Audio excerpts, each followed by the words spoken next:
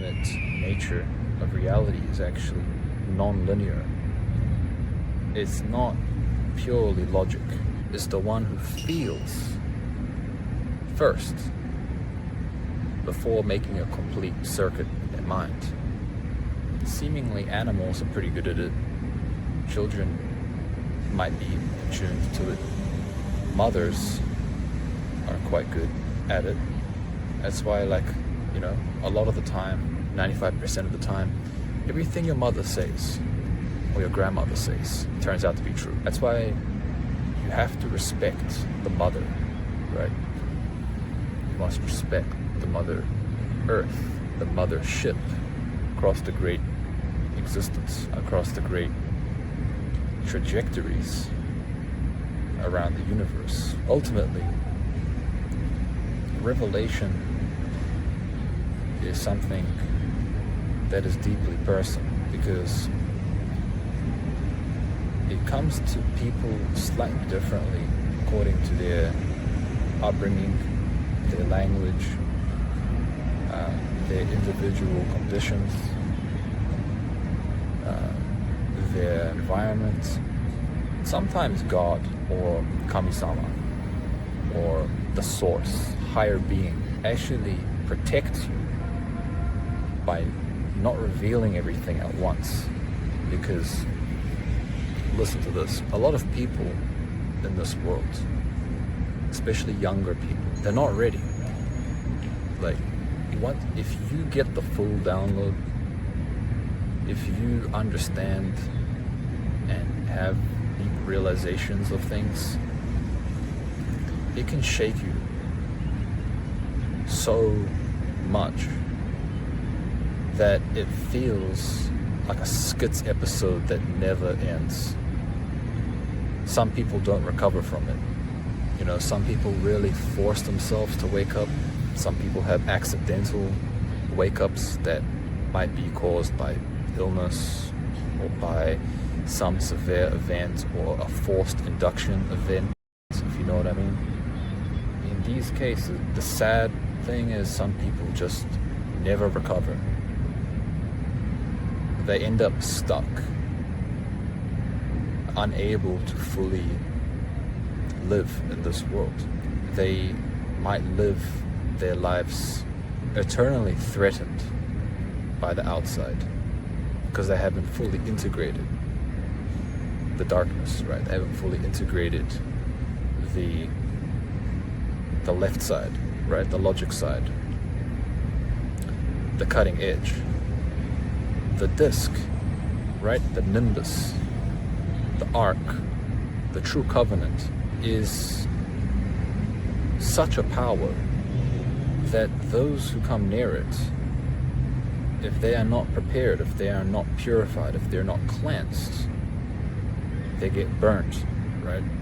It's like they say, you get closer to the sun, you get too close to the source. If you get too close to those beautiful stars, you could even liken them to beautiful women or very sacred areas of nature, where things are just so surreal, so beautiful.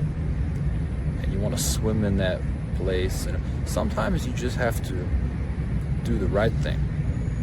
The priestly thing is you got to step back. You got to pray. You got to really purify and prepare yourself before you go further. There are layers to this, okay? There are layers and layers and layers to life. The more physical, mental, psychic resources and values that we accumulate, the more careful, the more priestly we have to become with how and where and when we move, right? Because it's just like a person who suddenly becomes rich. They get 50 million, 60 million, they buy like a Lambo or a Koenigsegg or a Jesco or a Pagani or whatever, and then next minute they're in court, or they get arrested, or they get into a car crash, or they injure someone, or they end up doing a bunch of they go to these weird parties and they start doing substances, this weird stuff happens to them. I mean, a lot of people who suddenly gain an enormous amount of wealth or power, 95% of the time, they stumble. Just look at history. Like, look at the emperors and the kings and all the different people throughout history. They may have thought they had the world, that they had it all, and that the world was theirs. But in a cosmic millisecond, they flip up. Something hits them. They just end up going through some really strong karmic lessons. And that's the reason why the source gives you grains at a time and watches how you make use of those seeds. It watches, your higher self watches on how you treat other people. It watches how you approach ordinary situations in life, your temperament, your mentality, your emotional state, frequency, your vibration, right? It's constantly monitoring the above. There are amassments of consciousness that are observing humankind at this point in time, there's no doubt. Ultimately, what I'm trying to say is you have to live life gently. Even when you have strength, even when you have wealth, even when you have power, you have to be extremely careful with how you move your mind, your thoughts, right? In the case of advanced meditation, return to society, you accumulate all of this cosmic prana, right? People perceive you as otherworldly. And the way you look at people, the thoughts that you have about people, the subtlest mental notes and judgments that you might have of people pick up on it. Because you see, your consciousness becomes so purified, sharp, that it's almost threatening to people who are not yet on that level of consciousness. That's why you have a responsibility. You have to consistently maintain a soft and kind vibration, a loving frequency to everything and everyone around you. It's like driving a supercar, right? Like, you have 800 horsepower under your pedal. If you fully step on it, the thing could lose control, right? Like, you're going around a corner. If you're not aware of the subtlest impressions that you're having with your hands and your feet and how you grip the steering wheel, you could lose control and you could injure someone, or you could wreck that multi-million-dollar supercar or vehicles that are like one-offs. It's a responsibility to have a deep level of awareness. It's a responsibility to have a high frequency, right? Sometimes you have to mentally tone it down. You got to bring it back to your heart. You know what I mean? You got to get out of your head and you got to get into your body. You got to get grounded. You know what I mean? And whether you do it through like exercise or through weightlifting, or maybe like Tai Chi, or like different, like yoga, or like different types of exercises, as well as practicing loving kindness. Think kindly of others, even if those people are not kind to you.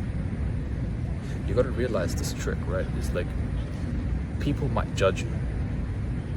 People might think negatively of you. But if you genuinely believe that those people are good, if you genuinely feel that there is some seed of good in those people, you can actually change the atmospheres of people. Everyone is connected through the quantum, right? Everyone's mind, right, is the same substance. The calcium channels, the hydrogen channels, the electrons, everything, the whole universe, right? It's one vast circuit. We are just microcosms, right? We're just microcosms. Every single person around you, every single animal around you is just a microcosm. Microcosm. All microcosmic circuits of a macrocosmic body, which is what we truly are, right? Go into the deepest parts of sleep. But when you go into the deepest parts of meditation, you return to that field, right? When your consciousness is pure, you return back to that field, right? Study the patterns and behaviors of nature, right? Like animals. The ancients did, right? A long time ago, they would sit and they would listen. You know, they would watch nature like the greatest teacher, right? Is constantly reflecting, is constantly showing some greater pattern. You have to understand your element, right? You have to understand your constitution, because everyone has a different constitution, right? Different element, right? Like some people are more fire, more water, more air, more space, right? So if you are living in a cold climate and your constitution is mostly water, air, space, what's going to happen is, unless you're eating very warm foods, you know, hot warming foods, hot warming teas, and you know, doing a lot of like sauna, and like you're consistently providing the circulation and the movement for your body. If you don't do those things, you know, your circulation, your metabolism, your awareness becomes stuck, becomes damp, it becomes blocked, right? And it eventually leads to more severe issues, you know, depression. Or go to Africa, or go to Hawaii, or go to Okinawa, or go to you know, Central America. You know, go to places that actually put you on edge. You know what I mean? Wake you up a little bit. Some people who are suffering with financial stress, what they actually have to do is that they have to move to a place that's surrounded with water. You know, like there are certain cities, there are certain places on the earth close to a lake or a spring, or a lot of waterfalls or valleys that have a lot of springs, or like ports or bays, right? Places where ships are constantly coming in and out, right? And there's a lot of water moving around. That, in my opinion, from an energetic perspective, can actually help with wealth, because water equates to currency. Water equates to wealth. What happens to water when it stops? Right? When water stops circulating, it becomes prone to like bacteria or evaporation, right? So you gotta constantly be in a place where water is moving around you, or water is emerging from the earth, right? Simultaneously, places where if there's too much water around you, it can also drain your resources, or it can, in some cases, cause like a excessive amount of, you know, emotional depth to your life, you know, like too much contemplation, too much reflection, you know, too much thinking, right? Because your environment largely dictates your state of being and how energy moves around you, right? Even the air that you breathe is a currency for your body, right? The quality of the air that you breathe, that is giving you life force, the ultimate nutrition. We all know what happens in a low oxygen body. Clean air, clean water, good environment, good people. And that is the foundation of a good spiritual life, because your spirit is grounded when you're in a good place, when you're surrounded by good people, when the air quality is generally good, spending a lot of time in nature, drinking a lot of spring water, eating clean food. You're building the base. Human body is a battery, right? Electrolytes, minerals. We're just full of minerals, electrolytes, water. Water is conductive. You have to collect energy from nature. The highest nutrient, the highest spiritual nutrient for the human being is pure, unconditional love. You know, it could be the love from a dog, a love from, you know, your children, you know, love from your wife or your girlfriend, love from your friends. That is a nutrient.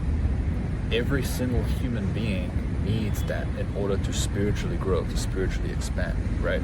To move to the higher levels.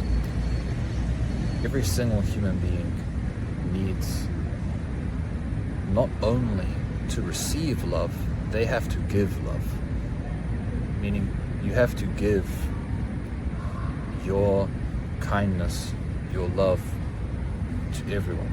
Animals, trees, you know, even insects like bees or bugs. They feel the frequency, they feel the love of a human. They're very sensitive to it, like butterflies, dragonflies, flowers, you know. All of nature is actually very sensitive to the pure frequency of love. You know, even beasts of animals like tigers, elephants, you know, reptiles, lizards, cobras, even venomous creatures. In the presence of pure love, you know, it's like there are stories of ancient masters, ancient rishis, like Buddha or, you know, different masters, that they encounter some wild animal.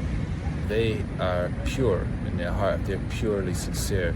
That animal, that creature no longer becomes dangerous. Actually, deeply care for another, the deepest and most richest nourishment that exists. You know, that can actually revive and resurrect life. Like when someone is not feeling well, let's say you're not feeling well, and you know, it could be, you know, it could be a friend, it could be a relative, it could be like a member of your family, it could be your wife, it could be your own kid, even your dog. You know, that deep care and concern and love for another is the greatest richness, you know, that we can give. Like, you could have hundreds of millions of dollars in the bank, but if you don't love anyone, you know, if no one is caring for you, then what is that wealth at the end of the day? A lot of people feel alone. But what I truly believe is, if you feel alone, you have to learn how to actually care and how to actually love for others. You have to learn how to find ways to actually give. Giving love, it requires courage. You need yuki, courage, right, to actually love. If you have the courage to actually love and care, then you're not alone anymore. That there's something deeper, greater that then fills you, fills that person.